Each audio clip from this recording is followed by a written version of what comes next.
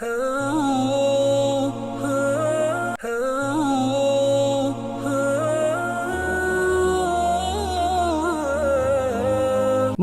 மஸ்ஜிதுல் அக்ஸா பைத் முஸ்லிம் ஹுத்பா ஷேக் Khalid Abu Juma ஹபிதுல்லா இருந்தார்கள். அந்த ஹுத்பாவுடைய தலைப்பு எப்பொழுதுமே நாம் அல்லாஹுடைய உதவி, அல்லாஹுடைய உபகாரங்கள், அல்லாஹ் நம்முடைய நிலைமைகளை சீராக்குவான் என்ற அந்த நம்பிக்கையிலிருந்து நிராசையாக கூடாது, நிராசையாக வேண்டாம் என்ற தலைப்பில் ஹம்சலவாத் தக்வாவுடைய வசியத்துக்கு பின்னால் அறிந்து கொள்ளுங்கள் சகோதரர்களே, இம்மை மறுமையுடைய நட்பாக்கியங்கள் உள்ளதான் உள்ளம் நிம்மதியாக இருப்பது, கவலைகளை விட்டும் சாந்தமாக இருப்பது, எப்பொழுதுமே அது மன அமைதியோடு அந்த உள்ளம் இருக்கின்ற பொழுது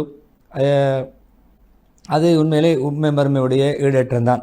அல்லாஹ்வுடைய வழிபாட்டை ரசூலுல்லாஹி ஸல்லல்லாஹு அலைஹி வஸல்லம் வழிபாடுகளை கடைபிடியுங்கள், அதன் மூலம் தான் நம்முடைய நோக்கங்கள் நிறைவேறும். அல்லாஹ் அதிகம் திக்ர் செய்யுங்கள், திக்ரின் மூலம் உள்ளத்துக்கு நிம்மதி கிடைக்கும். அல்லாஹ் அதிகம் ஞாபகப்படுத்தும் பொழுது நிம்மதி கிடைக்கும். எனவே பொதுவாக எப்பொழுதும் அல்லாஹ் பக்கம் மேலும் பொழுது உள்ளத்துக்கு ஒரு அமைதி, நிம்மதி ஏற்படும். கவலைகள், சஞ்சலங்கள், சோதனைகள், நெருக்கடிகள் வரும் பொழுது அல்லாஹ்வின் பக்கம் கவனம் செலுத்துவது உள்ளம் விரிவடைவதற்கான, நிம்மதி பெறுவதற்கான ஒரு பிரதானமான ஒரு காரணி, ஒரு வழிவகையாக அமையும். அதே நேரம் ஒரு நிராசை என்பது அல்லாஹ்வுடைய ரஹ்மத்தை விட்டும், அல்லாஹ்வுடைய உதவியை விட்டும், அல்லாஹ்வுடைய உபகாரங்களை விட்டு நிராசையாகுவது இருக்கிறதே, அது உண்மையிலே அழிவு நாசத்துக்கு காரணமாக அமையும், நமக்கு நஷ்டத்துக்கு காரணமாக அமையும். உள்ளங்கள் இறுகி போகும். நிராசை ஏற்படும் பொழுது உள்ளத்தில் ஒரு இறுக்கம் இருக்கும். எப்பொழுதுமே கவலையோடு, துக்கத்தோடு, சஞ்சலத்தோடு இருப்போம். நிராசை ஏற்படுகின்ற பொழுது ஏற்படுகின்ற விபரீதம். எனவே நிராசை என்பது ஒரு இருள், அது கார் இருள், அது ஒரு இருள் போன்றது. நாங்கள் எப்பொழுதுமே மேலெண்ணம் வைப்பது அல்லாஹ் எனக்கு நிலைமைகளை சீராக்குவான், எனக்கு விடிவை தருவான், எனக்கு உதவி செய்வான், என்னுடைய நிலைமைகளை அல்லாஹ் சுபிச்சமாக்குவான் என்று நாம் அல்லாஹ்வோட ஆதரவு வைப்ப இருக்கிறது. அது ஒளி, அது பிரகாசம், அது எப்படி மகிழ்ச்சி, அது ஆனந்தம். எப்பொழுதுமே நிராசை என்பது உள்ளத்துக்கு பாரம், புத்திக்கு, சிந்தனைக்கு பாரம். எப்பொழுதுமே ஒரு அந்த அந்த மனிதரை கட்டு போட்டுவிடும், மட்டுப்படுத்திவிடும். எனவே எப்பொழுதுமே தன்னுடைய எங்கிருந்தாலும் ஒரு சிறை கைதி போன்று அவர் ஒரு மட்டுப்படுத்தப்பட்டவராக இருப்பார், விலங்கிடப்பட்டவராக இருப்பார். அது அவருக்கு நிராசை என்ன செய்யும், ஆதிக்கம் செலுத்துவதன் காரணமாக அவருடைய மனதிலே எப்பொழுதுமே அது தரித்திரியம், அபசகுணமாக பார்ப்பார். எல்லா விடயங்களையும் எதிர்காலத்தை பற்றியும் ஒரு துச்சகுணமாக பார்ப்பார். நல்லது நினைக்க மாட்டார், நெகட்டிவாக, எதிர்மறையாக, நேர்மறையாக பார்க்க மாட்டார். எப்பொழுதுமே எண்ணங்கள் கெட்டு போய்விடும், அல்லாஹ்வோட நல்லெண்ணம் இருக்காது, அவருடைய தவக்குள் பலகீனப்பட்டுவிடும். எப்பொழுதும் ரஜா, அல்லாஹ்வுடைய ஆதரவு துண்டித்து போய்விடும். அல்லாஹ்வுடைய அடியார்களே, எப்பொழுதும் பூமியிலே ஒரு மனிதனுடைய உள்ளம் நிராசைக்கு இடம் கொடுக்காமல் ஒரு மனிதர் வாழ்வதற்கு நாம் பழகிக்கொள்ள வேண்டும். எப்படி ஒரு மூமினுடைய உள்ளத்தில் நிராசை வர முடியாது. எப்பொழுதும் இந்த ஆயத்தை ஓதிக்கொண்டிருக்கின்ற ஒரு மூமினுக்கு எப்படித்தான் நிராசை வர முடியும்? எந்த சோதனை வந்தாலும், பூமியிலோ எங்களுடைய உடலியல் ரீதியாக எந்த சோதனை வந்தாலும், இல்லா ஃபி கிதாபின் கப்லின், ஏற்கனவே நாம் அதை பதிவு செய்திருக்கிறோம், எழுதியிருக்கிறோம், முடிவு செய்திருக்கிறோம். அது அல்லாஹ்வுக்கு மிக லேசானது. ஏன் நீங்கள் நிராசையாக கூடாது? உங்களுக்கு கிடைக்காத விடயங்கள், நீங்கள் இழந்ததை நினைத்து, அதே உங்களுக்கு கிடைத்ததை வைத்து நீங்கள் கூத்து கும்மாலம் அடிக்கவும் கூடாது, மகளவும் கூடாது, அளவுக்கு அதிகமான ஆனந்தமும் கூடாது. அல்லாஹ் பெருமை பிடித்த, இந்த அகங்காரம் பிடித்தவர்களை அல்லாஹ் நேசிப்பதில்லை என்ற ஆயத்தை ஓதிக்கொண்டு ஒரு மூமின் எப்படி நிராசையாக முடியும், நிராசைக்கு உள்ளத்தில் எப்படி இடம் கொடுக்க முடியும் என்ற அந்த விடயத்தை சொல்லிவிட்டு, நபி ஸல்லல்லாஹு அலைஹி வஸல்லம் வாழ்க்கை சரிதையிலே அழகான இதற்கான பாடம் இருக்கிறது அல்லவா? உஹதிலே பாருங்கள், உஹத் எவ்வளவு சிரமமான ஒரு போர், அது எவ்வளவு சேதங்கள், எவ்வளவு காயங்கள், எவ்வளவு ஷஹீதுகள், எவ்வளவு காயப்பட்டவர்கள், தாக்கப்பட்டவர்கள், முடித்துவிட்டு அந்த வருத்தத்தோடு சிரமத்தோடு வந்து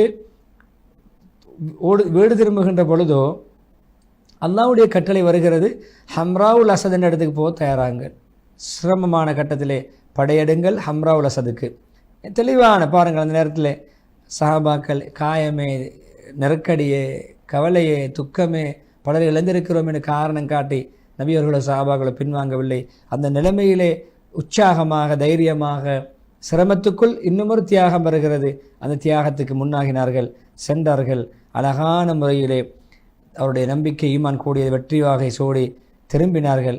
அவர்களுக்கு எப்பொழுதுமே சொல்லப்படுகின்ற பொழுதெல்லாம் அவர்களுக்கு ஈமான் கூடக்கூடியதாக இருந்தது. உங்களுக்கு எதிரிகள் உங்களை தாக்க எத்தனிக்கிறார்கள், தயாராக இருக்கிறார்கள், எதிரிகள் உங்களுக்கு எதிராக ஒன்றிணைந்திருக்கிறார்கள் என்று சொல்லும் பொழுதெல்லாம் அவர்கள் மேலெண்ணம் ஆதரவு அல்லாஹ் பக்கம் ஏற்பட்டு அவர்கள் எங்களுக்கு அல்லாஹ் போதுமானவன் என்ற அந்த வார்த்தையை சொல்லி தங்களை தைரியப்படுத்தி கொண்டார்கள். எனவே எப்பொழுதுமே அந்த தைரியமும் அந்த சிரமமான நெருக்கடியான நிலைமையில் அவர்கள் முன்னாகியதும் அந்த வெற்றிக்கு காரணமாக அமைந்தது. எப்பொழுதும் அவருடைய உறுதிக்கு காரணமாக அமைந்தது. ஆதரவு வைத்தார்கள். அவருடைய நம்பிக்கை எப்பொழுதுமே ஒவ்வொரு வினாடி நம்முடைய உள்ளத்தில் இருக்க வேண்டிய ஒரு ஆயத்தான். எங்களுக்கு என்ன ஏற்பட்டாலும் அல்லாஹ் எங்களுக்கு என்று எழுதியதான் கிடைக்கும், நடக்கும். அவன் எங்களுடைய பொறுப்புதாரி பாதுகாவன், அவன் மீது மூமின்கள் தவக்குள் நம்பிக்கை வைக்க வேண்டும் என்றெல்லாம் அந்த ஆயத்தை ஓதிக்கொண்டு ஹஸ்பே அல்லாஹ் வ நிஅமல் வக்கீல், ஹஸ்பன் அல்லாஹ் வ நிஅமல் வக்கீல் என்ற வார்த்தையை சஹாபாக்கள் மொழிந்து அந்த நம்பிக்கையோடு பாடுபட்டார்கள். அதற்குரிய வெற்றியை அவர்கள் பெற்றுக்கொண்டார்கள். எனவே பாருங்கள், இப்படியான கட்டத்தில் அவர்கள் சென்றது, அல்லாஹ்வுடைய கட்டளைக்கு அடிபணிந்தது, அல்லாஹ்வோடு உறுதியான நம்பிக்கையும் அல்லாஹ் எங்களுக்கு உதவி செய்வான்ற அந்த உறுதியான மன வலிமையும் அவர்களுக்கு அந்த வெற்றியை பெற்றுக் கொடுத்ததில்லை. இது நமக்கு ஒரு அழகான ஒரு பாடம் அல்லவா? நபி ஸல்லல்லாஹு அலைஹி வஸல்லம் அனைத்தும் குர்ஆன், ஹதீஸ் எல்லாமே பிரகாசம். இஸ்லாம் ஒரு பிரகாசம், மார்க்கம் ஒரு ஒளி. எனவே இப்படியான ஒளிகளை நாங்கள் எப்பொழுதும் நம்முடைய வாழ்க்கையில் எடுத்து நடக்க வேண்டும். கவலைகள், அழிவு, நிராசைகளை விட்டும் நாம் நம்முடைய உள்ளங்களை பாதுகாத்து கொள்ள வேண்டும். எனவே ஒரு ரசூல்மார்கள் இதற்கு பின்னால் உதவி கிடைக்குமோ என்று இறுதிக்கட்டத்தை அடைந்த நிராசையாக பார்க்கின்ற பொழுது அவர்கள் இதுக்கு நாங்கள் பொய்ப்பிக்கப்பட்டு விட்டோம், எங்களை இதுக்கு யாரும் ஏற்றுக்கொள்ள மாட்டார்கள், நாங்கள் பொய்ப்பிக்கப்பட்டு விட்டோம் என்று சொல்லி இறுதி கட்டத்தை அடைகின்ற பொழுதுதான் அவர்களுக்கு எங்களுடைய உதவி வந்தது. நம் நாடியவர்கள் பாதுகாக்கப்பட்டார்கள். எங்களுடைய தண்டனை பாவம் செய்யக்கூடிய பாவிகளை விட்டு தடுக்கப்பட மாட்டாது, நிச்சயம் அவர்களுக்கு நடக்கும். என பெருமைசாலிகளே, மஸ்ஜிதுல் அக்ஸாவுக்கு தன்னை அர்ப்பணித்த போராளிகளே, தியாகிகளே, இந்த அசம்பாவிதங்கள், நெருக்கடிகள் உண்மையிலே நமக்கு பாரிய சேதங்களுடைய சவறு ஏற்படுகிறது. அல்லாஹ் வானத்திலிருந்து பூமிக்கு நிர்வாகத்தை செய்து கொண்டிருக்கிறான், பூமியை நிர்வகித்து கொண்டிருக்கிறான். அவன் அந்தந்த விடயங்களுக்கு உரியாளர்களிடம் அந்த விடயங்களை ஒப்படைக்க வேண்டும். அல்லாஹ்விடம் இந்த காரியத்தை ஒப்படைக்க வேண்டும். அல்லாஹ் மீது நம்பிக்கை வைக்க வேண்டும். அல்லாஹ்வின் மீது யார் நம்பிக்கை வைப்பார்? அல்லாஹ் போதுமானவன். அல்லாஹ் நம்முடைய விடயங்களை இயக்கக்கூடியவன், கட்டுப்படுத்தக்கூடியவன். எனவே நம்முடைய விடயங்கள் எல்லாம் பக்கம் முன்னோக்கி அல்லாஹ்வுடைய கலா கதிரை பொருந்தி கொண்டு அவருடைய வெற்றிகளை நாம் அடைவதற்கு மனதிலே தைரியம் கொள்ள வேண்டும் சொல்லிவிட்டு, பொதுவாக எப்பொழுதுமே மூமின்களுக்கு நன்மாராயம்தான். எந்த கஷ்டம் வந்தாலும் முடிவு வெற்றி தான். எனவே உறுதியாக நாம் போராட வேண்டும். கஸா மக்களை பாருங்கள், எவ்வளோ தியாகங்கள், எவ்வளோ உயிருக்கு சேதங்கள். குழந்தைகளை இழந்திருக்கிறார்கள். மனைவிமார்கள் கணவன்மார்களை, பிள்ளைகளை, சகோதரர்களை, உறவுகளை என்றெல்லாம் இழந்தும் அவருடைய தைரியத்தை எப்படி முகம் கொடுக்கிறார்கள், பொறுமையாக, நன்மை எதிர்பார்த்து அல்லாஹ்வுடைய நம்பிக்கையோடு என்பதை பாருங்கள். எனவே இப்படியான புயல் காற்றுகள் வீசுகின்ற பொழுது கூட அவர்கள் தைரியமாக உறுதியான தூண்கள் போன்று தங்களை முன்னிறுத்திக் கொள்கிறார்கள். அந்த பொறுமையும் அந்த விடாப்பிடியும் தைரியமும் அவர்களுக்கு இன்னும் மன வலிமையை கொடுத்து அல்லாஹ்வுடைய உதவிகளை நிச்சயம் அவர்களுக்கு பெற்றுக் கொடுக்கும் என்ற அந்த நன்மாராயங்களை நாம் பெற்றுக்கொள்ள வேண்டும். எவ்வளவு பெரிய சோதனைகள், சிரமங்கள் வந்தும் அவர்கள் மனம் தளரவில்லை, விட்டுக் கொடுக்கவில்லை. தன்னுடைய பூமியை, தன்னுடைய உரிமைகளை விட்டுக் கொடுக்காமல் அவர்கள் போராடுகிறார்கள் என்றால், எனவே அவர்கள் நமக்கு அவருடைய தியாகம், அவருடைய மன தைரியம் நமக்கும் ஒரு நம்பிக்கையை வலுவூட்ட வேண்டும். நிராசையை நம்மை விட்டும் கவலைகளை, துக்கங்களை அகற்ற வேண்டும் என்று சொல்லிவிட்டு, எப்பொழுதுமே கொஞ்சம் சாப்பாட்டுக்காக வேண்டி, ஒரு ரொட்டி துண்டுக்காக வேண்டி சின்ன குழந்தைகள் எல்லாம் வரிசை காத்து நிற்கின்ற விடயங்கள் எல்லாம் நாங்கள் பார்க்கிறோம்.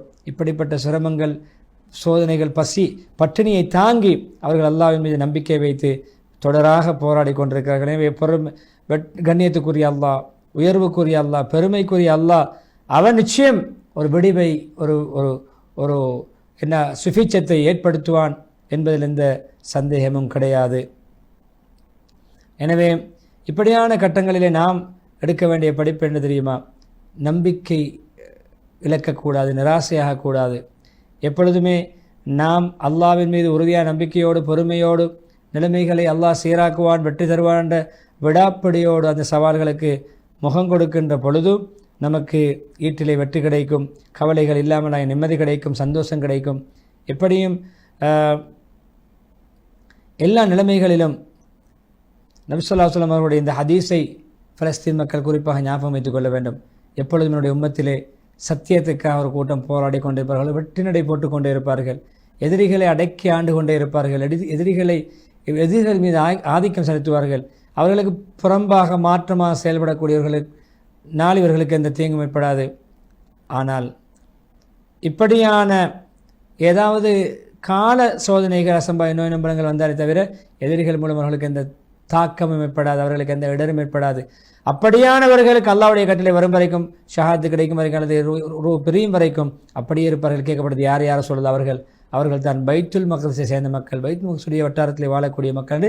எங்களை பற்றி போராடக்கூடிய மக்களை சிலாகித்து பாராட்டக்கூடிய ஹதீஸ் நமக்கு இப்பொழுதும் நம்பிக்கையை ஊட்ட வேண்டும், நிராசையை இல்லாமல் ஆக்க வேண்டும் என்று சொல்லி இஸ்திக்பார் செய்வத்துண்டாயத்தை ஓதி இஸ்திக்பாருடன் முதலாக குத்பா முடித்து விட்டு குத்பா ஹம்சலவாத் தக்வாவுடைய வசியத்துக்கு பின்னால் எப்பொழுதுமே நபி ஸல்லல்லாஹு அலைஹி வஸல்லம் அவர்களுடைய குடும்பத்தார்கள் கிளியர்கள் மீது நம்ம ஸலவாத் சொல்லக்கூடியவர்களாக இருக்க வேண்டும். மஸ்ஜிதுல் அக்ஸா எப்பொழுதுமே ஹரம் ஷரீஃபுகள் 3 என்பதை ஞாபகம் வைத்துக் கொள்ள உலக மக்கள். ஹரம் ஷரீஃபுகள் 3, மக்கா, மதீனா, மஸ்ஜிதுல் அக்ஸாவும் ஒரு புனித பூமி என்பதை மனதிலே பதிய வைத்துக் கொள்ள வேண்டும். எனவே மஸ்ஜிதுல் அக்ஸா, மக்கா, மதீனா அதை பாதுகாப்பது, அதை கண்காணிப்பது எப்படி முஸ்லீம்களுடைய பொறுப்போ, மஸ்ஜிதுல் அக்ஸாவை பாதுகாப்பதும் கண்காணிப்பதும் முஸ்லீம்களுடைய பொறுப்பு என்பதை, தலையாய கடமை என்பதை ஒவ்வொருவரும் புரிய வேண்டும். எனவே அப்படியான பொறுப்புகளில் நாங்கள் தரக்குறைச்சி செய்யக்கூடாது. எனவே நபி ஸல்லல்லாஹு அலைஹி வஸல்லம் அவர்கள் ஷாம் வாசிகளை பார்த்து சொன்ன ஒன்றுதான், அல்லாஹ்வுடைய ஒரு தண்டனை சாட்டை அவர்களை கொண்டு அல்லாஹ் நாடியவர்களை தண்டிப்பான். எனவே ஷாம்வாசிகளை எதிரிகளை தண்டிக்க பாவிப்பான் என்று சொல்லி இப்படியான அளவுக்கு ஷாம்வாசிகளுடைய தைரியத்தை, அவருடைய மன வலிமையை நபி ஸல்லல்லாஹு அலைஹி வஸல்லம் சொல்லியிருக்கிறார்கள். எனவே மஸ்ஜிதுல் அக்ஸா எல்லோருடைய சொத்து, யாருக்கான மஸ்ஜிதுல் அக்ஸா முஸ்லீம்களுக்கான சொத்து, யாருக்கும் அதில் பங்கு கிடையாது. அதான் ஒழிக்கப்படுகின்றன, அதான்கள் சொல்லப்படுகின்றன. எனவே அந்த அதானை விட்டு வெறுத்து ஓடக்கூடியவனோடு சொல்லப்பட்டதுதான் ஷைத்தான், இப்லீஸ் தான்.